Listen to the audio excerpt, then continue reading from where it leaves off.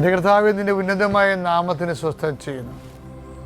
നിൻ്റെ കർത്താവേ, നിൻ്റെ വിശുദ്ധ പൗരോഹിത്യത്തെ മഹത്വപ്പെടുത്തണമേ. കർത്താവേ, സഭയിലുള്ള സാന്നിധ്യം ദൃഢമാക്കണമേ. 39 വർഷം ഞാൻ അർപ്പിച്ച കൃപാന്റെ യുഗതിയാൽ കൃപാസനത്താര ജീവനോടെ പ്രത്യക്ഷപ്പെട്ട പരിശുദ്ധ അമ്മയുടെ മാധ്യസ്ഥ ദൈവവേദലെ നീ അനുഗ്രഹിക്കപ്പെടട്ടെ. നിൻ്റെ കുടുംബം അനുഗ്രഹിക്കപ്പെടട്ടെ. നിൻ്റെ യാത്ര, നിൻ്റെ ചിന്തകൾ, നിൻ്റെ ആലോചനകൾ, നീ എടുക്കുന്ന തീരുമാനങ്ങൾ ദൈവവേദലെ കർത്താവ് നിന്നെ ആശീർവദിക്കട്ടെ. നീ ആരെ കോൺടാക്ട് ചെയ്യുന്നുവോ, ആരോട് ഫോണിൽ സംസാരിക്കുന്നുവോ, എവിടെ കൊണ്ട് നീ സഞ്ചരിക്കുന്നുവോ, എന്തിനു വേണ്ടി സഞ്ചരിക്കുന്നുവോ, നിൻ്റെ യാത്രകളെല്ലാം ലക്ഷ്യങ്ങളെല്ലാം കർത്താവ് അനുഗ്രഹിക്കട്ടെ. കുഞ്ഞുങ്ങളെ ഓർത്ത് പ്രാർത്ഥിക്കുന്നു, കുഞ്ഞുങ്ങളുടെ രോഗങ്ങളെ ഓർത്ത് പ്രാർത്ഥിക്കുന്നു.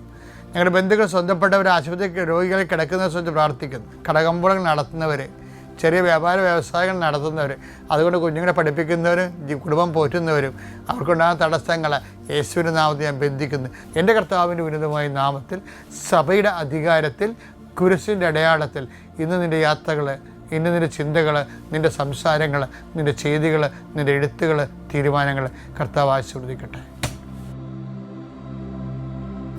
ദൈവത്തിരുസന്നിധിയിൽ വൃത്തിമേനയോടെ ജീവിക്കാനും ദൈവിക വെളിപാടുകളിലൂടെ ദൈവാനുഗ്രഹത്തിൽ സഞ്ചരിക്കാനും എല്ലാ വിശ്വാസിയും കൈവരിക്കേണ്ട ആദ്യ നിലപാടെന്ന് പറയുന്നത് ഭക്തിയേക്കാൾ വലുതാണ് നിഷ്കപടത എന്ന് പറയുന്നത്.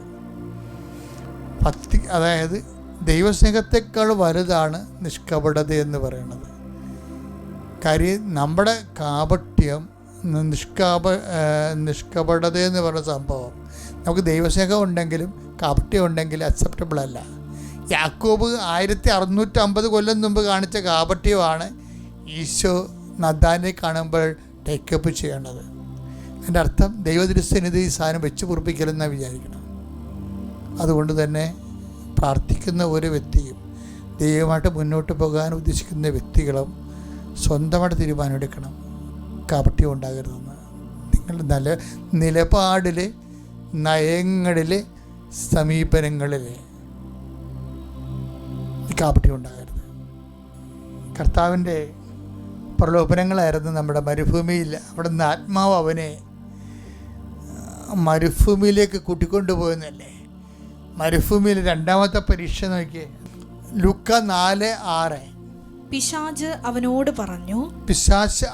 പറഞ്ഞു, ഇവയുടെ മേൽ എല്ലാ അധികാരവും മഹത്വവും നിനക്ക് ഞാൻ തരാം.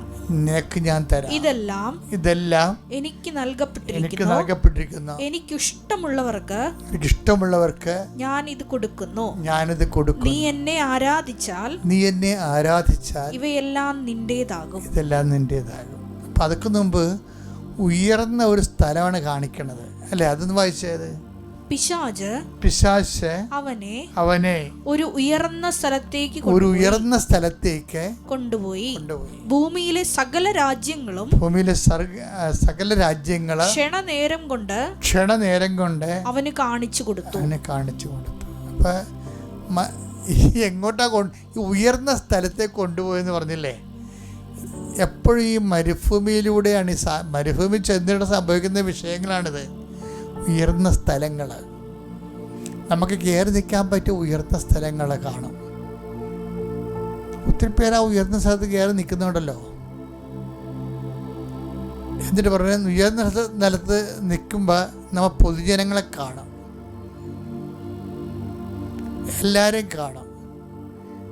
അപ്പോൾ പിന്നെ എല്ലാവർക്കും അപ്പീലിംഗ് ആകുന്ന രീതിയിൽ നമ്മളെ തന്നെ അവതരിപ്പിക്കും.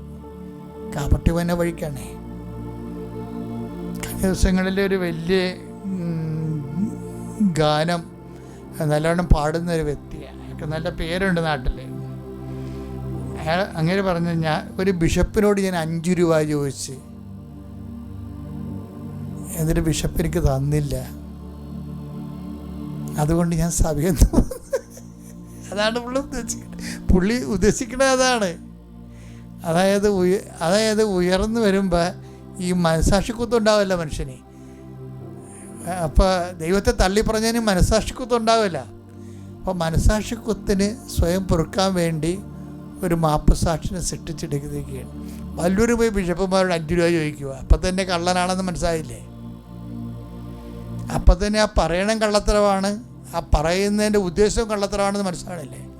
അപ്പോൾ ഓരോരുത്തർ ഉയർന്നു കഴിയുമ്പോൾ, ഉയർന്ന സ്ഥലത്ത് ചെല്ലുമ്പോൾ മറ്റുള്ളവരെ ഇങ്ങനെ സഭയെ അപമാനിക്കുകയാണെങ്കിൽ തനിക്കൊരു മേൽക്കോയ്മ കിട്ടും. ഇതൊരു പ്രലോഭനമാണ്.